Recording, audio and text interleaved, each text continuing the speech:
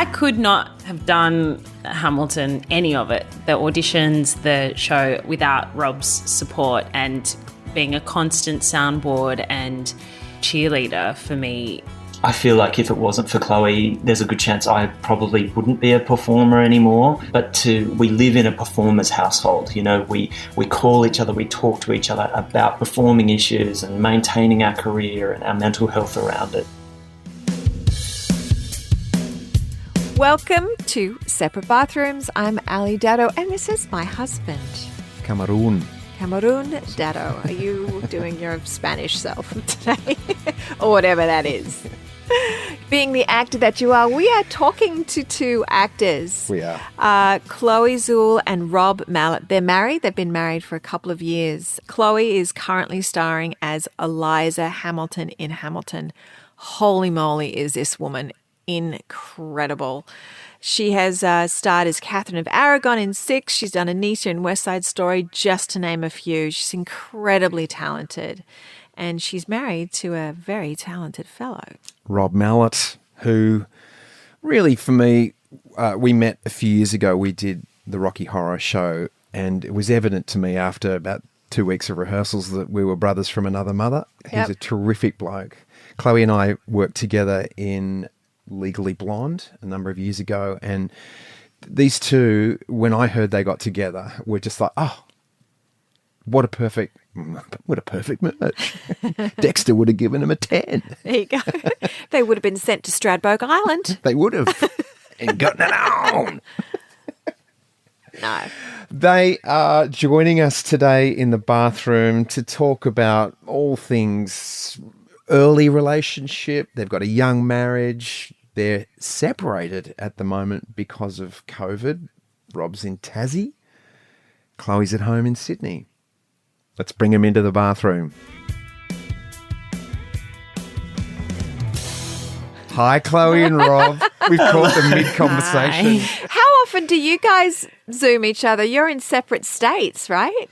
Yeah, we are. We're Zooming each other pretty regularly at the moment. I'm currently in hotel quarantine in Tassie, and Chloé's in lockdown in Sydney. So we're on the blower to each other pretty regularly at the moment. Yeah. How did you two actually meet? We're a showman, so we met on Les Mis. We first met in... Hang on, say that slowly. You were a what? Come on, Ken. We were... Oh, well, I'm saying that for our listener. I'm saying that for our listener because they don't understand that term. For Tracy and Toowoomba, a showmance is a relationship that blossoms on a show, but actually is the definition of a showmance a romance that only exists within the show? I'm not sure. If so, we're not I think it is. Okay, so we met on Les Mis. I think, and because I think everyone was calling it a showmance, and we were like, it's not a showmance. We're the real deal. See, we proved it. Yeah. So what was the show again? Les Miserables, which we started in 2014 and toured. So we were fast friends when we started rehearsals in Melbourne, but then took a while to find each other and flourish. But then, we were lucky enough to then be on tour with each other for a good year, and then have never worked together since. Is that probably a good thing, do you think, in relationship-wise, when you've got two actors in the family, or would it be a good, or I guess it's hard to say. But I don't know. I feel like we worked well together then, and we, it's hard to know, given that we've never worked together since. I'd love to do a show with Rob. I'd love it for so many reasons. Like, I really respect him as an actor and a performer. So I would love to be on the floor with him, watching him work and playing off each other. I would love that, and I would love to have a shared experience again. Yeah. Because I think that's really beautiful. And the logistical part of it, which is that you get to live together and be in the same place, which is not, as you both know, not always the case when you're working. It's often you get this great job and this great opportunity, but the compromise, the sacrifice is that you're away from your family and your partner. So, I would love it. What was the attraction for both of you to each other?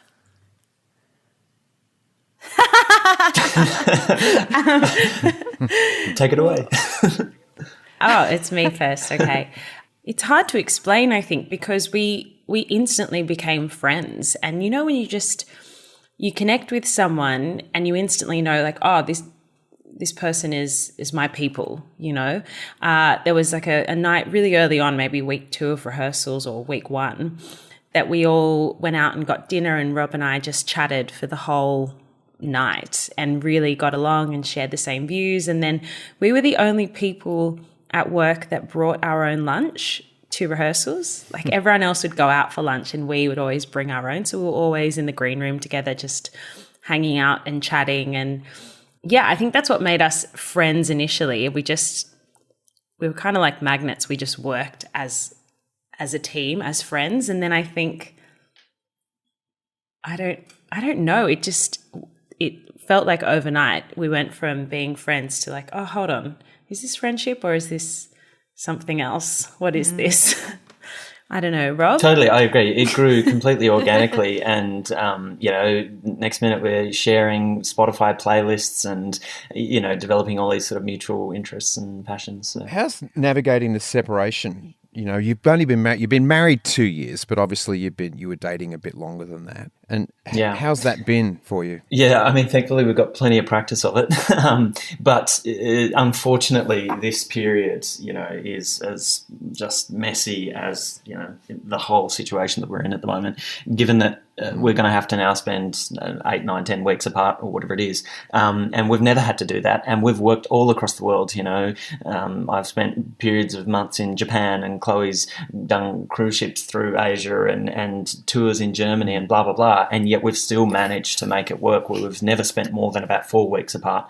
If we're touring within Australia, we always in 7 years we've spent maximum 5 weeks, I think. Yeah, when we're touring within Oz, we good. make sure that it's a fortnightly trip to see each other. And the idea that we're going to have to spend the longest time apart and we're only Sydney to Hobart is outrageous. But anyway, it's just the sign of the times. How do we manage constant communication and just making that sacrifice to get on a plane and go see each other? It's critical. I mean, how are we managing at the moment? I complain a lot, and it's only been 2 weeks. It's so boring, like having your best friend and the person that you want to spend all your time with on the other end of a phone. Yeah. And I mean, in saying that, we're so lucky that we have FaceTime and text, and it's not a phone call or a letter. I'm very grateful for it, but it's like so close but so far. And I think when I think about the fact that it's 9 or 10 weeks, I feel really overwhelmed. So for me, I need to just stay present and stay in the moment and not think about, oh God, what is it going to be like next week when he's really busy and working and I'm just staring at my wall at home in Sydney in week 12 of lockdown. I just sort of have to do it day by day and be grateful for the FaceTimes that we get and know that it's just a short amount of time in the grand scheme of our lives together. Yeah. Well, so Rob, luckily even though it's separated you both, you're in Tassie, you're able to work. Chloé, you are the lead in Hamilton, which we saw opening night, and you are beyond spectacular, by the way. You're just so phenomenal. How has COVID impacted you? Because I know Hamilton has come to a standstill. How has that felt for you? I don't know how it felt for you guys that first week when we went into lockdown. Are you both in Sydney? Yeah. Yeah. So you remember how it felt a little bit like, okay, cool, it's just going to be this week or next week and then we'll be out of it. It's a bit of a precautionary lockdown. And so to be really honest, I think Hamilton is a lot harder than it looks. I found it very difficult to manage doing the 8 shows a week. I was really run down and desperately needed a break. So honestly, my first reaction was like, oh God, I really need this 1 week break, just 1 week off and I'll be back. And then even 2 weeks, it was like, okay, 1 week off and then I'll just work on some things for the show and I'll be going back. And I didn't go and get anything from my dressing room. I just thought I'd be back to work really soon. As we know, the 2 weeks passed and it has gone on and on and on, and it became very clear early on that it was going to be for the long term. And so I feel like we both had a day around a month in. I think it was around when the protests were on, and we felt really weighed down by the situation, and I felt like, oh God, we're back here again.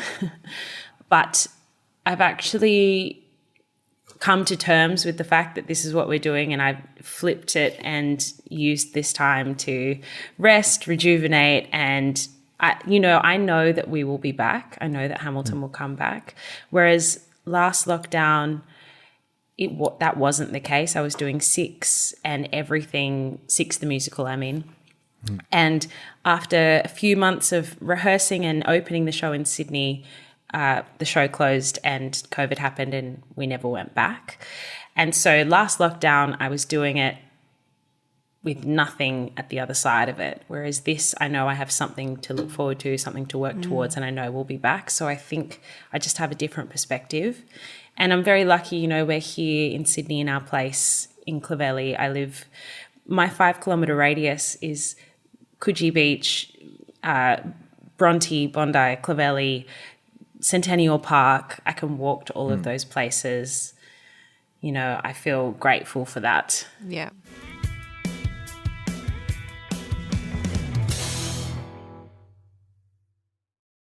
What was it like, Rob? Because I know we texted before Chloé went on that night, and you were excited. I didn't actually get to speak to you that night.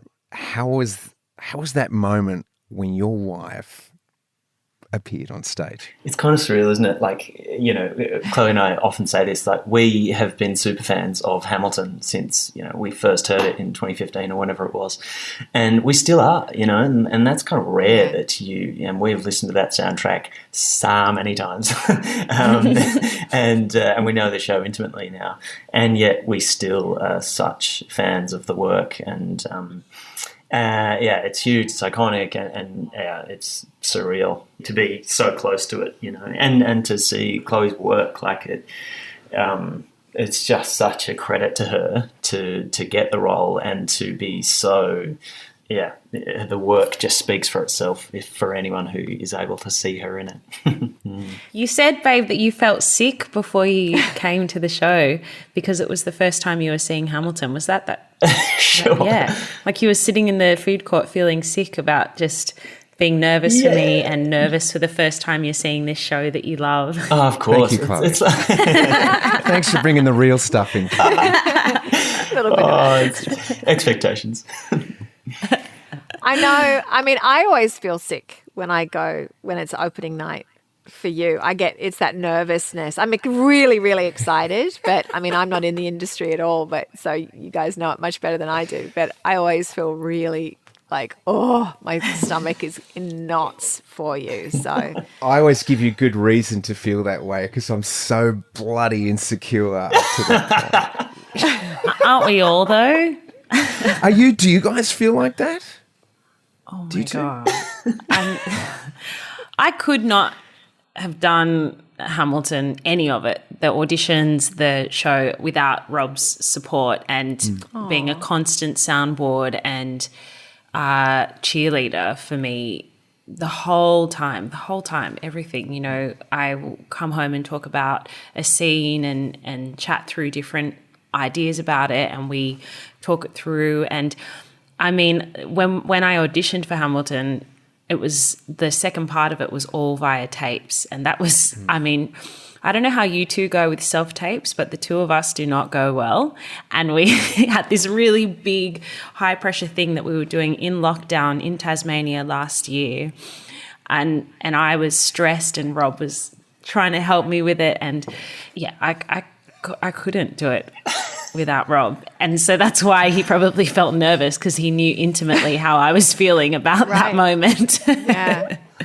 And are you the same, Rob? Does Chloé support you with your She does. I mean, it's worth noting the closest we've ever come to divorce is self-tapes.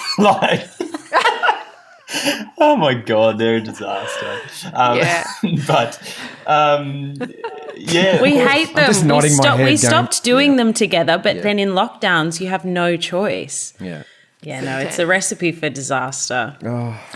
I think I read somewhere, Chloé, that you, for this role of Eliza in Hamilton, that you had like a picture board and you had intention board? A vision board. And can you tell us about that and tell us what that meant to you and how that worked for you? I mean, clearly it was a success. But it's funny, isn't it? You know, people talk about manifesting a lot. It's kind of like a cool, hip thing to say over the last few years.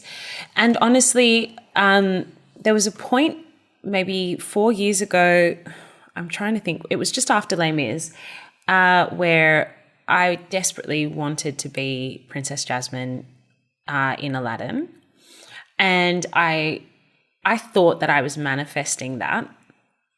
I don't know what I was doing, but I wasn't doing it right. Anyway, I didn't get that role and I didn't get another role, both in the same day. And it was this really overwhelming day for me because it was the first time that I'd been able to submit for a lead role because both of them were specifically ethnically diverse. And I felt like if I couldn't get either of those roles, then I may as well just give up. And I was angry at manifesting and I was like, it doesn't work. I tried really hard. It sucks. And I was, called Rob crying, saying, I'm going to quit. I'm over it. I'm done with the industry. Rob talked me off the ledge. He said, you're more than your work. And he bought me a bunch of beautiful flowers and, let me cry for a long time. And so after that, I stopped sort of putting things out there that I wanted because I think I was scared of it. And then when it came to Hamilton, I think it was around 2016 or 17, I was like, I really feel like I'm going to be in that show. I don't know why I feel like that. I feel almost detached from the feeling. It's just like a knowing.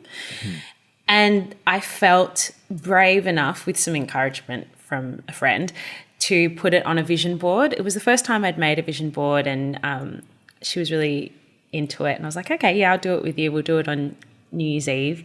And so we made these vision boards and I put Hamilton all over it. I actually put a different role. I put Angelica on there because I thought that's what I was right for. And just Hamilton in general, put that on my vision board. And that was 2016, I think. And then I also wrote a note in my phone saying, I can't even remember what it was. Like, I'm so grateful that I got the role in Hamilton and I'm so, writing like a thank you to the universe letter. And that sat in my phone for a few years as well. So that's the first time since the big letdown that I had put all of my hope and manifesting into one show, one role.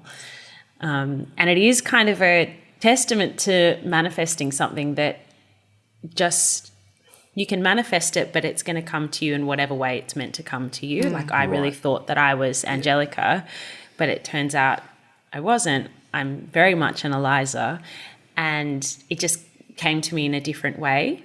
Yeah, I think the last bit you just said then, be open to the different ways that it can happen, because we get so, I do anyway, I can get very specific about manifesting, and then when it doesn't look like I think it's going to, in my mind, I feel like I miss it sometimes because it's happened in a different way, but I've gone, oh. Yeah. I heard something once that it was like, manifesting is like going to a restaurant and ordering exactly what you want, but then being happy with whatever comes out. So you put out a specific order of what you would like, but then you let go of the result of what it actually will turn out to be. But I agree with you, Cam. It's things are happening around it and you sometimes miss it because you're so focused on that one specific thing. Yeah. Yeah. I like the idea of you order a steak sandwich and it comes deconstructed. Yeah. Yeah, there you go. Are you similar in that way, Rob? Are you a manifester? Look, I'm sort of naturally a bit skeptic of all of this stuff traditionally, but he's Tasmanian. His feet are in the earth. Been one of my huge kind of growth areas with Chloé that she's brought me alongside lots of this stuff. And, what I've come to realise is that, and, New Year's Eve just gone, we sat and we did our vision boards, and they hang in our bedrooms. Currently, we do have one bedroom. Well, you're separate bedrooms at the moment. Just the one bedroom. But what I've come to realise is that really it is just another way of goal setting, and so many people so often just have this notion of, I want to succeed, I want to, particularly in performing, it's like, I want to get a show, I want to get a lead. It demands you to be specific. What show, what lead, what are you going to do to get it, And why? Yeah. What I loved about both of you when we were working together, Rob and I had a bromance. You guys had your showmance. We had a bromance there in Adelaide doing Rocky Horror. You both are very dedicated to what you do. In this Australian industry, we have to be diverse, don't we? We have to be able to be nimble and jump from one, like from TV, as you say, to stage, to cabaret, whatever it is, to stay working, because there are difficult times in our game, and you guys have both experienced the tougher times. Tell us about some of those and how you navigate those. I feel like Chloé and I navigate it both very differently, and wear some of those things differently. I feel like I just have a naturally kind of healthy level of stoicism that I'm able to kind of cop some of those setbacks and move on. Don't get me wrong, I have my fair share of meltdowns as well. But there's some sort of sayings that hang in the back of my head that I constantly have to remind myself, which is that, for every opportunity that doesn't come your way, there is something bigger just around the corner. That is so often the case, even though, months into these kind of dark periods where we just miss out on gig after gig after gig, we're constantly like, where is this opportunity coming? But invariably it does come. Each other, I mean, I feel like if it wasn't for Chloé, there's a good chance I probably wouldn't be a performer anymore. But we live in a performer's household.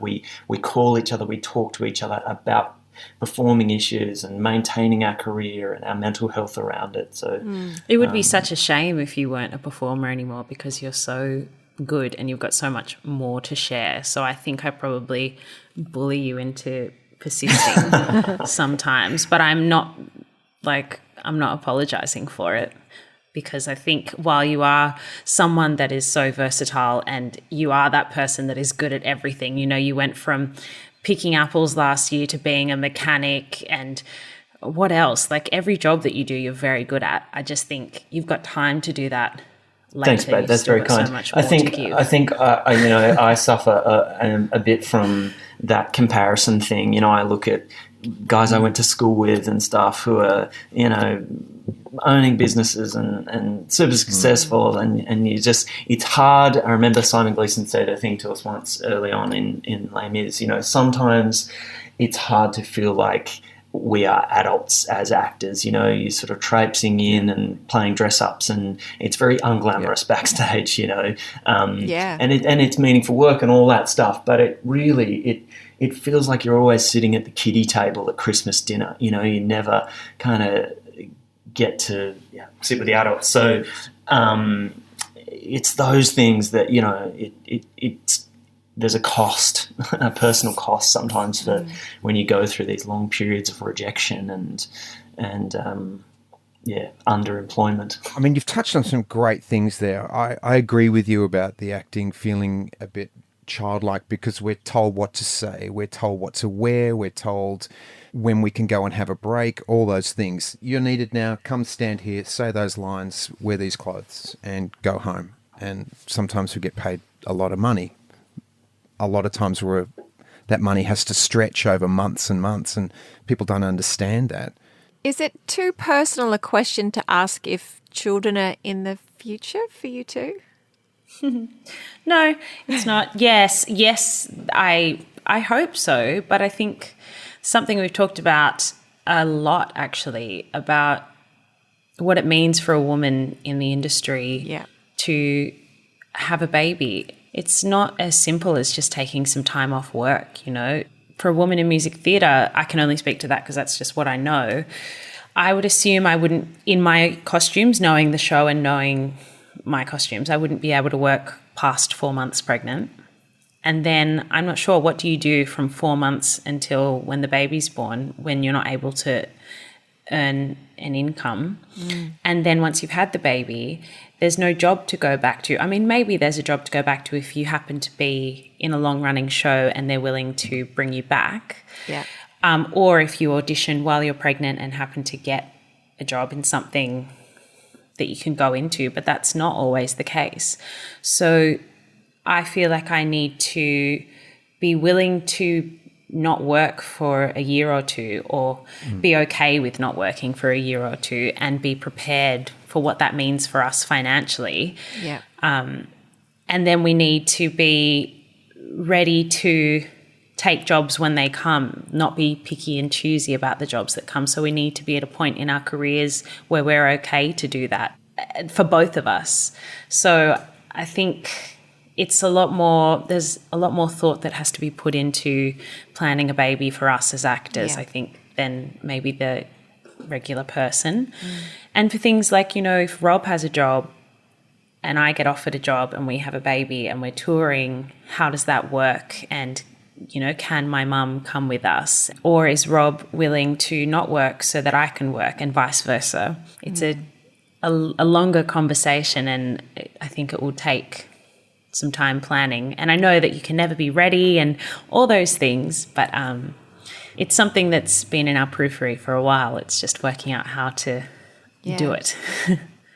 Yeah, and they're really, I mean, as you say, if you worked in a company, an office job or whatever, there's maternity leave, there's job security, there's everything that is, but the entertainment industry doesn't have anything like that, including, you know, COVID payments, as far as I understand too. So it's something that I think a lot of people don't understand. You know, it looks all this glamorous, rich, wealthy lifestyle in so many ways, but you know, as you were saying too, Rob, behind the scenes is so much hard work and just job to job and hanging in there. And then hearing you talk about that, Chloé, about, you know, how to have a child when there isn't that security, it's a much bigger discussion for sure. And I don't know, because I haven't had a baby, but I would assume that you don't know how you're going to feel after you've had the child, and everyone has different births. And it's not as simple as sitting down at a desk or being on the phone. It's you physically, mentally, vocally, everything, you need to be ready to be back on stage or performing again. So to actually then get back to work requires work. Yeah. And you have to be ready physically to do that and be in front of people. So, yeah, it's huge.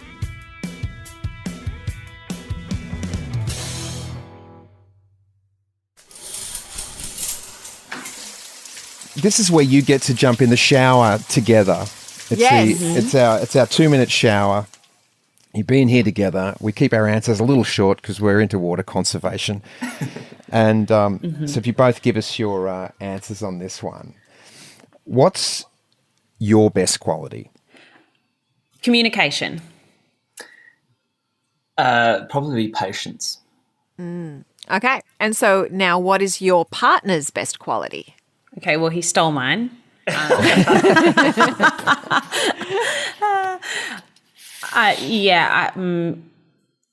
Constant kindness despite the person's situation or whatever is being thrown at him. I'm always actually still to this day blown away by Rob's inherent kindness. Oh. I'm always very impressed. Chloe's very quick and a very accurate judge of character. So I think that's a great strength of hers. Who do you admire? That's so broad. Like, in what sense? Wow. That is broad, isn't it? You're abroad. We admire you, Ken. Any topic, I guess. Whatever you choose. Keep politics out. I admire people that at the top of their field, moving through challenges and doing it anyway. You know, brave people that are driven and believe in themselves. I admire that, and I aspire to be like that.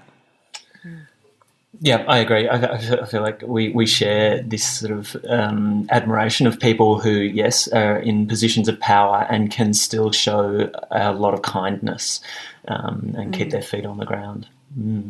What does your perfect day look like? My perfect day involves exercise, some sort of exercise. So I love it. I love yoga, Pilates, and newly trampolining, rebounding. Delicious coffee, always sunshine, ocean, quality time with Rob, and really good music. I don't drink coffee, so I don't need coffee in my day. But I love being in nature. I love being in nature, specifically in the bush. I like being surrounded by friends, by family, by my wife. Like, God, where is this day coming from? Imagine.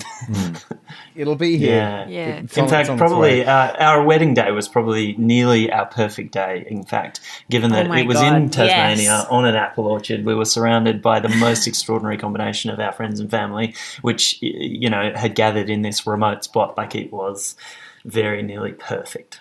It's very rare. It's very rare that you get to, with being a performer, have all your close friends from your shows together, because we're always all so spread out. So that was really special. Finish this sentence. What the world needs now is... Sweet love. Take it away, babe. Ladies first. I'm going to say connection with each other, with other humans, and and the world in itself. Connection to the impact you have on other people and the world around you. I'm going to be a little bit contradictory to that, and I'm going to say unplugging. I feel like we do need to unplug. It then also means, yes, connection with those around you. I think the 24-hour news cycle, I think social media, I just think it's not been great for the collective mental health. You know, whilst there are issues worth worrying about and, you know, crises overseas, I feel like there's a lot of angst and anxiety bound up in worrying so much about issues happening thousands of miles away over things within our control and in our backyard. Your partner in one word.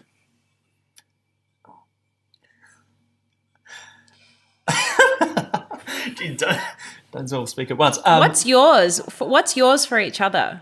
I'm curious. Mine? Oh, ours? Yeah. Oh, I hadn't even thought No one's ever asked us that question. Yeah. I'm going to say, in one word. Oh, wow. It's hard, isn't it, You David? think about it. I'll tell you mine for Go, Chloe. Rob. So mine for Chloe would be fierce. And she's fierce in every area of her life. She's so committed to every task she puts her mind to. She is a fiercely loyal friend to her friends. She's fiercely dedicated partner to me. And yeah, that's my one word, all-encompassing. I find it hard to just sum Rob up into one word. I don't want to, like, kind feels wrong, but right at the same time. Like, it's, I don't know if it's kind or generous, like a generosity of spirit that I've never experienced in anyone else before. But that's a lot of words. So Yeah, but that is a spirit, isn't it? By the way, just while you're saying that, kind was my word for Alison. Oh, thanks. I was going to say courageous for you. ooh, Thanks, that's honey. nice. There you go. Hey, you guys. Oh, wait, I thought of one. Brave. Brave. There you go. That's a good word too. Hey, you guys, thank you so much for your time. And I just hope that you are together Yeah. in person, loving each other up very soon. Thank you. Thank you, Kim. I Thank hope you, that Ali. too. Yeah. Thank you both. And Thanks for having us. We look forward to the entertainment industry rocking again and watching you both up on stage as much as possible and having your storyboards and your vision boards come to life for reals. Thank you. Yeah. Appreciate it. And likewise. Yeah. Thanks, guys. Bye. Thank you. I haven't seen either of those two since Hamilton, and I just got a real pang of like, just love for them. Yeah. They're good people. They are good people. So talented. And I know we've said it, and it is in the news, and I think it can't be said enough. Is what we're all watching in lockdown is entertainment. We're watching TV. We're watching reality. We're watching, filming of stage musicals, and it can't be said enough that how decimated the entertainment industry has been by COVID, and hearing that firsthand from those two was really interesting. And I think they're making the best of what that is, and that takes it takes a lot to turn that around.